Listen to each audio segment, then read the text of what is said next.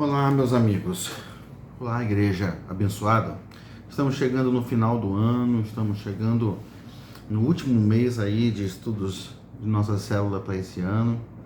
E como a gente vive algumas festas importantes, ou pelo menos muito tradicionais, no nosso contexto, na nossa vida, no nosso ano, né? Esse final de ano temos, como sempre, o Natal.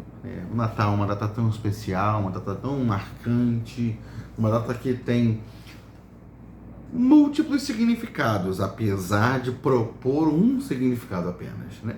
Mas no coração das pessoas ele tem múltiplos significados. De alguma forma, todos querem celebrar um Natal, né? Não exatamente o Natal cristão, não exatamente o nosso Natal que é Cristo, mas querem celebrar um Natal. E as ruas ficam ornadas, iluminadas, e tudo fica tão belo, tão bom, né? Mas o Natal em si, que deu origem ao Natal que celebramos hoje, não é marcado por tanta beleza aparente, né? A beleza, a glória manifestada, há uma manifestação do céu na terra, mas não há tanta glória em si mesmo por algumas questões que aconteceram, por como algumas coisas aconteceram. Natal, obviamente, você sabe, fala de nascimento, e o nosso Natal tem origem no nascimento de Jesus Cristo, do menino prometido, né? O menino em cujo ombro pesava a autoridade de ser governante de todas as nações, né? Enfim, mas eu queria que a gente começasse pensando. Eu fui inspirado por um estudo de célula da Igreja Batista de Belo Horizonte, Batista Central, e adaptei aqui e fiquei assim muito marcado, muito pensativo a esse respeito, né? E eu queria propor aí como tema para esse estudo, para essa primeira semana, uma pergunta: por que uma manjedoura? Você sabe que manjedoura é um comedouro, né? Sabe aquela comida que aquele recipiente grande, largo, onde se coloca comida para os cavalos, né, para animais, assim, numa estrebaria, num estábulo. Aquilo ali foi de alguma forma preparado com panos para que Jesus fosse colocado ali como um bercinho. Ou seja, Jesus nasceu num estábulo e teve um comedouro de animais como um berço improvisado para ele. Mas por que precisou ser assim? Será que é uma coisa, vamos dizer, uma coincidência, né? Um incidente, uma coisa que ninguém pensou, premeditou, né? Desejou que fosse dessa forma? Será? Bom, a gente sabe que o nascimento de Jesus é marcado por tantos movimentos do céu, sabe? Um movimento de Deus, tantos milagres. O próprio nascimento em si é um milagre, porque Maria era virgem e concebeu um filho. O Espírito Santo gerou esse filho no ventre de Maria, e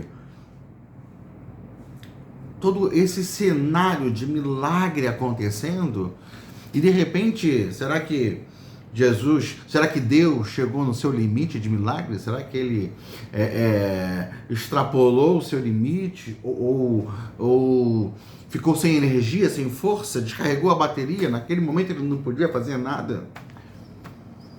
Poxa, às vezes a gente vive algumas situações em que a gente pede que Deus vá à frente, que Ele abra portas, né? Que Ele libere os nossos caminhos, que Ele abençoe nossa trajetória.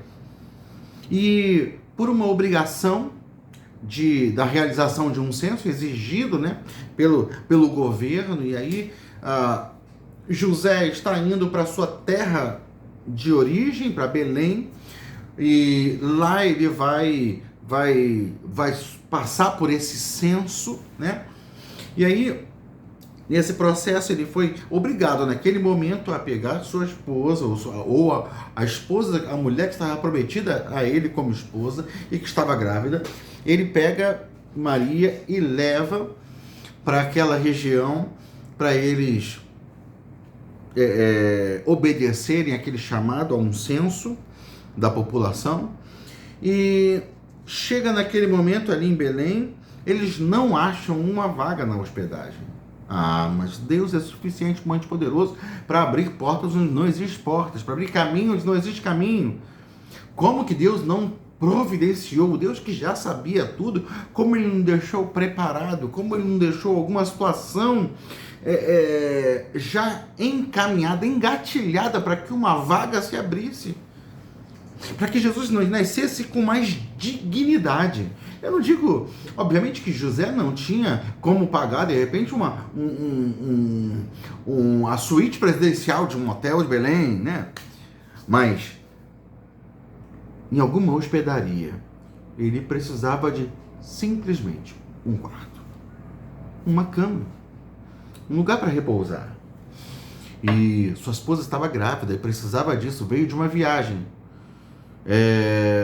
E não há lugar. As portas estão fechadas.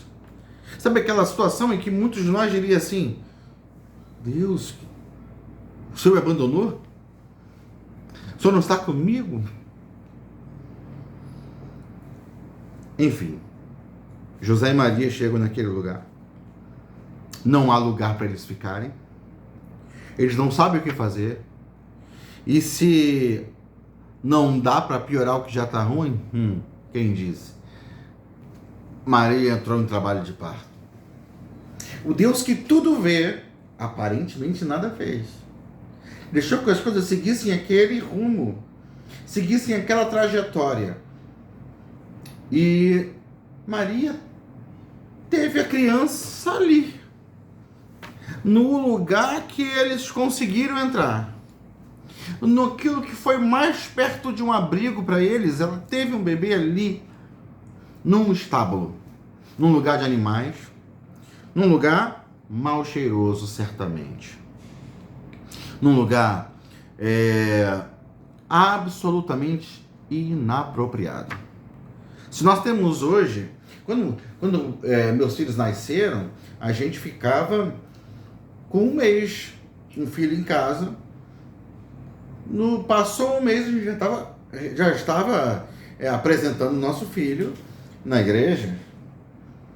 Meus 3 filhos foram assim, tantas as crianças que eu vi.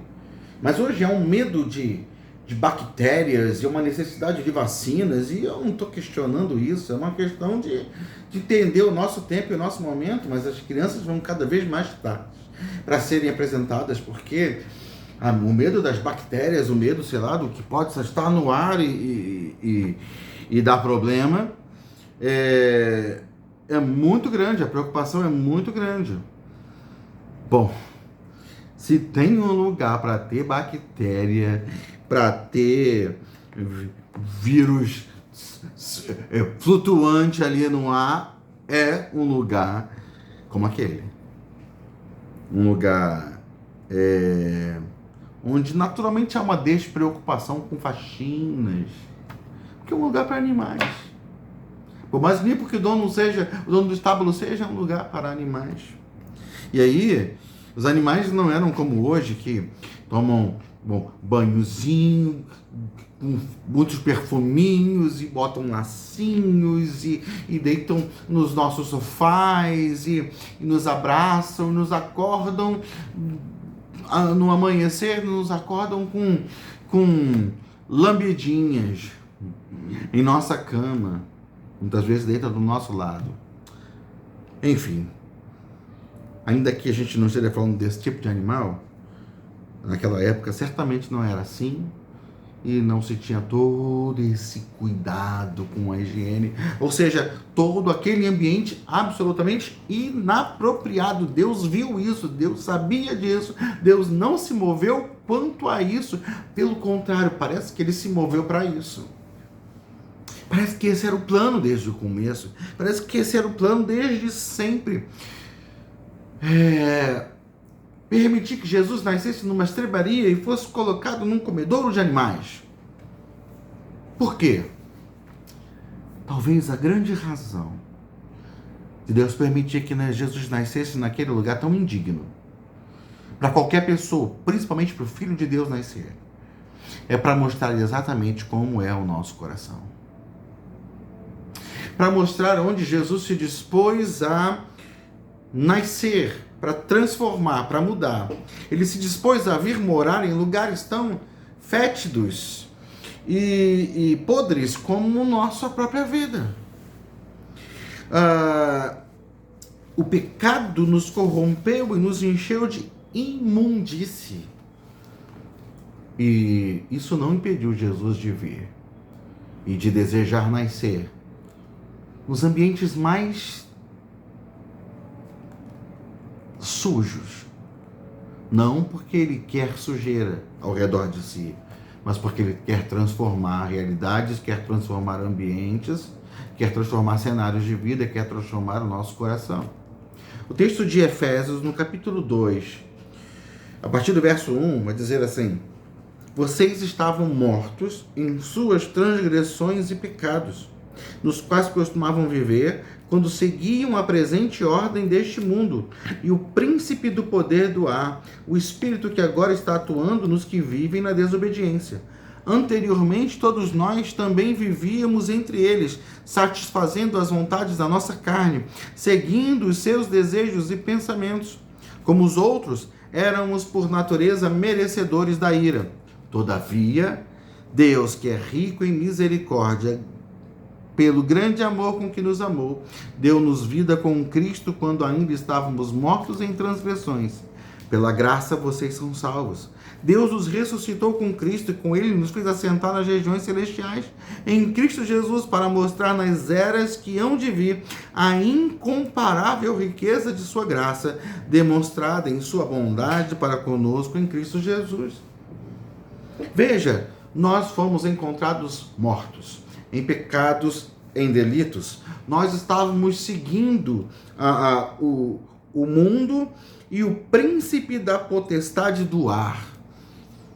O mesmo espírito que se move nos filhos da desobediência se movia em nossas vidas e nos levava a um lugar de morte cada vez mais profundo. Nós vivíamos nesse ambiente satisfazendo somente a carne, seguindo somente os nossos maus desejos e pensamentos.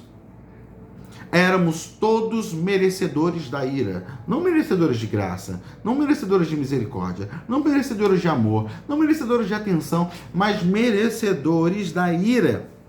No entanto, Deus, sendo rico em misericórdia, nos amou de tal forma que entrou nesse lugar sujo para nascer nele e dentro dele gerar vida em Cristo, nos salvar por sua graça. Não há nada em nós que tenha atraído Jesus, tenha atraído Deus, o amor de Deus, para enviar para nós Jesus. Foi inteiramente graça, absoluta graça.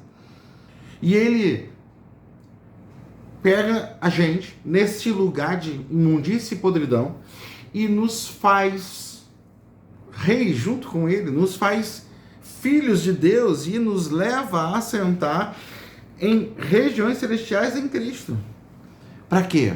Para mostrar no futuro a incomparável riqueza de sua graça demonstrada em sua bondade para conosco. Olha, ou seja, Deus estava mostrando, muito provavelmente, através daquele nascimento aparentemente indigno para um ser humano, que era exatamente assim que nós éramos: indignos, sujos, inadequados, inapropriados para sermos filhos de Deus. Era impensado. Mas nessa realidade, Jesus brilhou a sua luz e derramou a sua glória. O texto de Romanos, capítulo 5, versículo 8, confirma isso. Deus demonstra o seu amor por nós. De que forma? No fato de Cristo ter morrido em nosso favor quando ainda éramos pecadores. Cristo morreu no nosso lugar quando nós ainda éramos pecadores. E aí o que ele fez com a gente? A primeira carta aos Coríntios, no capítulo 6, no versos 19 e 20, vai dizer assim: acaso não sabem que o corpo de vocês é santuário do Espírito Santo que habita em vocês, que lhes foi dado por Deus e que vocês não são de vocês mesmos? Vocês foram comprados por alto preço, portanto glorifiquem a Deus com o seu próprio corpo. Paulo está falando de imoralidade e ele está lembrando a gente, vocês não percebem, não sabem, não entendem que vocês são santuários do Espírito de Deus. Gente, que evolução, que transformação, que mudança. E eu fico vendo às vezes, né, lembrando que quantas vezes, quando eu era pequeno, minha mãe sempre montava a árvore de Natal e colocava ali na frente da árvore, assim, bem embaixo ali no pezinho da árvore, na frente dela, um presépio. Quantos de nós tem algum presépio de alguma forma, ou em imagens, né, ou em fotos, ou enfim, quantos de nós vai em alguns lugares, num shopping, chega lá e tem um presépio? Aquele lugar fétido foi santificado de alguma forma. Porque as pessoas, quando lembram de um estábulo, pensam em qualquer coisa, mas quando lembram daquele estábulo, ele não é nas imagens feitas, nas estatuetas feitas, nas fotos feitas, não é reproduzido nenhum sinal de sujeira, de imundície. Ainda que seja uma cabaninha humilde ali representada, mas há animais bonitinhos. Há umas ovelhinhas bonitinhas, uns cavalinhos bonitinhos, tudo muito limpinho. Não há sinal de cocô de animal, não há sinal de xixi de animal, não há sinal de comida espalhada pelo chão, não há sinal... Não. Só a beleza, a graça.